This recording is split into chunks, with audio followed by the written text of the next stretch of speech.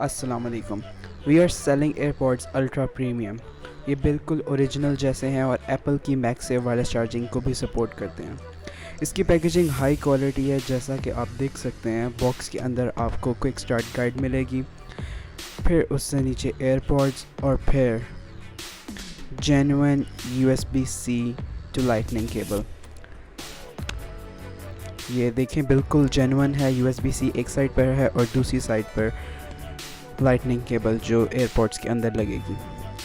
AirPods की quality बहुत premium है। सारे सीरियल नंबर्स इसके बॉक्स पर मौजूद हैं और ये इसका कनेक्ट का बटन है इसके पीछे।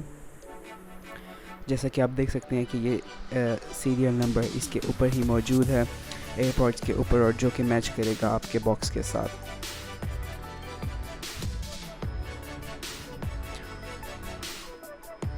और जब आप इसको आईफोन के साथ कनेक्ट करेंगे तो पॉपअप भी आएगा।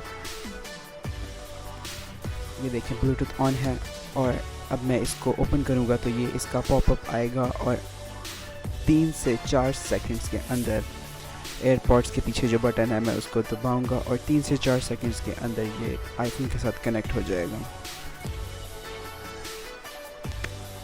जैसा कि आप देख सकते हैं ये कनेक्ट हो गया है और बैटरी परसेंटेज भी बता रहा है।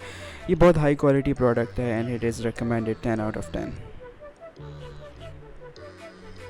ये एयरपॉड्स मोबाइल हट स्टोर की वेबसाइट पर अवेलेबल हैं।